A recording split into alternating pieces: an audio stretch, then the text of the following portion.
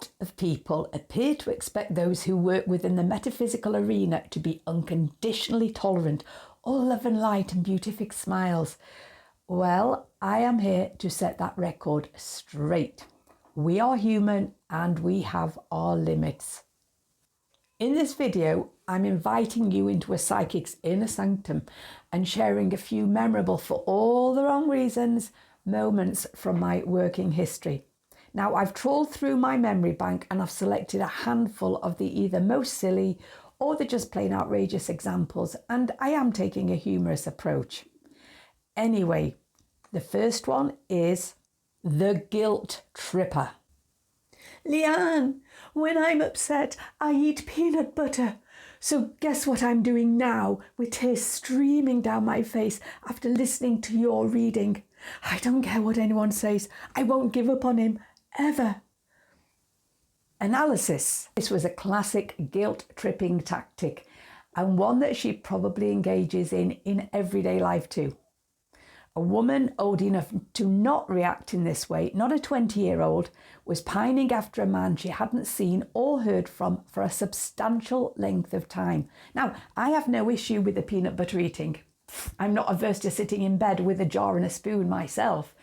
And she's entitled to mentally and emotionally hang on to the idea of someone who has moved on from her. But the guilt tripping is a big no. Number 2. The stalker. Online stalking is unfortunately very common, and I have 2 examples of women who wondered why men ended up running in the opposite direction as fast as their legs could carry them. The first one was called Gloria, yes, her real name. She contacted me sometime after receiving a consultation from me, and she was unhappy with it for some very confusing and unclear reasons. Now, she wanted me to produce a completely new consultation for free, which I declined. Time passed, and then she contacted me again, mithering and actually being downright insulting. And over time, the insults got worse. Well, I ignored her emails and I hope she'd get bored. She had apparently also been active on psychic forums, spreading the word about my evilness, and I was informed of this by a loyal, concerned customer who had witnessed her rantings. And then another reader contacted me to confide that she too had been on the receiving end of Gloria, as had others. So all was obviously not right in the mind of this lady. But what you won't believe is that she actually had the gall to contact me beyond all of this and ask for another consultation, as if none of the drama had ever occurred. Of course, I said no, and then I finally blocked her. I can't actually remember the name of the second example, but suffice to say, anyway, she was unhappy with the consultation, but not for reasonable reasons. Not only did she inform me in great detail just how awful and useless I was, she went on to psychic forums to gather troops, other people who were bearing bitter grudges against me. And she collected their comments about me, which she then gleefully emailed to me. Again, another informant sent me a message to say that this woman had finally been banned from one psychic forum at least because of her increasingly nasty rants about me. She was starting to alarm and upset people. Now, I think I must have blocked her too, because all of a sudden I stopped hearing from her, which was a blessed relief, I can tell you. Analysis. Psychic work can, and often does, attract unhinged people who are masquerading as normal everyday folk. They probably appear normal even to their associates, and it will only be those who become more involved with them who get to experience the dark side. And of course, the internet is the perfect hunting ground for these predators. So if you're going to work via the internet, you're going to have to accept it because you're going to attract them. Now, as a sub note, I was once described as a Marmite reader, as in people either love me or hate me. And you know what? I can take that. I kind of quite like that. Before we go any further, my name is Leanne Haley-Burton. I've been a professional intuitive consultant for 30 years, and I've produced literally thousands of consultations. I have performed hundreds of stage shows, and I am the self-published author of books on life beyond death and the paranormal. In other words, I am qualified to speak about the psychic and spiritual arena. I've created a free 14-module course, Develop Your Intuitive and Psychic Ability, which is available as a playlist here on YouTube, completely free. Now, it's easy to follow. It's a practical course, including exercises and a couple of meditations. You will not need to take yourself away from life. You can just dip in and dip out. And I think you'll find it pretty useful. So the link will be below. If you'd like to hear more from the Grounded Psychic, then please subscribe. And at the very least, a thumbs up would be lovely. Number 3, the opportunist. There are opportunists everywhere, but we self-employed folk, we can't afford to get stung by them. Now, I have 2 examples again today, and the first one has occurred more than once. Leanne, as you haven't read for me before, I don't know if you're any good. So can you send me a free reading so I can see if it's worth buying one from you? No, no, absolutely not. The second is a specific case of a woman who booked me to attend her home to provide individual consultations for a small group, something I did for over 20 years but no longer do.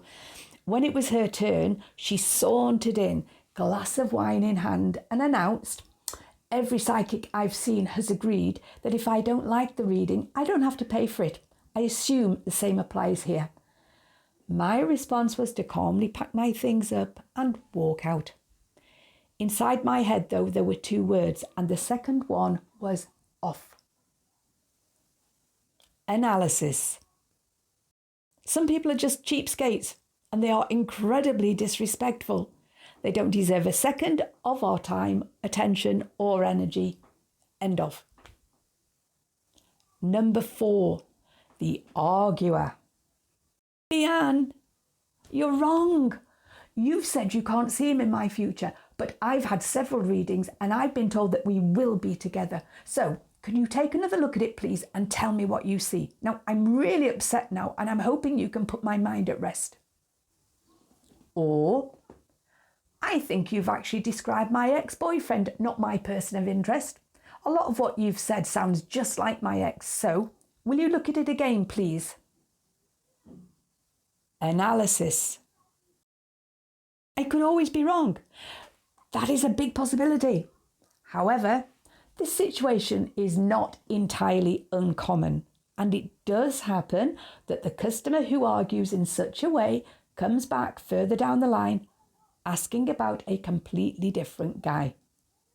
One of the biggest problems in the world of psychic readings is that of people only being open to what they want to hear. And the unscrupulous so-called readers who are more than happy to play along, they're part of the problem. So this subject is worthy of a whole video in its own right. But suffice to say, where matters of the romantic heart are concerned, common sense can, and very often does, fly straight out of the window. Number 5, the psychic addict. With this kind of customer, I am just one in a long line of readers. They will go from one to another, asking the same question about the same person or situation, usually romantic love. And I have issued many warnings about the unhealthiness and negativity of this kind of behaviour. I once strongly suspected that a female customer was doing just this, and when I questioned her, she admitted that yes, she was. Why, I asked. Because I'm waiting to hear something I believe, she said. Now, I have been pretty sure that others have been psychic hopping, as I call it, but it is, unfortunately, the nature of the beast, and there's nothing I can do about it. Analysis. It isn't very encouraging or flattering to recognise that you are just one of a conveyor belt full of psychic readers. And it doesn't cause you to feel good about your work or to feel comfortable about it either. Where possible, the right thing to do is to respectfully decline to work with a psychic reading addict. But they will just find their fix elsewhere anyway. Bonus moan. The plain silly. Hello, Leanne. I'd like you to give me the Florida lottery numbers, please. Would you? Well, listen, mate.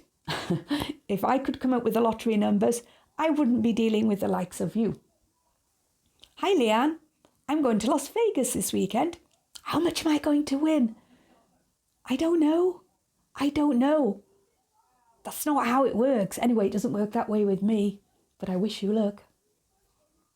Can you describe my future partner, please? Like, what does he look like?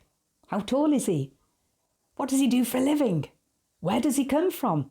What is his family like? And where and when am I going to meet him? I need to be able to recognize him. Analysis. With this sadly too common kind of question, my response is, would you like a DNA and a stool sample too? Look, this is ridiculous. No one can truthfully supply all of those details. And in any case, it is an unhealthy and obsessive approach to love because it emits a desperate rather than attractive energy. And it is based on the idealistic belief that there is one specific soulmate out there just waiting for us to find them. However, I do understand the logic. Not wanting to waste time and energy on the wrong one. But still, that is the way that life is set up. There's no shortcut. And because this kind of question is one that has been appearing in my inbox for so long, I no longer accept it. If the subject of love shows up whilst I'm producing a consultation, I'll talk about it. But no more silly demands. So, to hear more about the psychic and spiritual arena from a grounded point of view, don't forget to subscribe.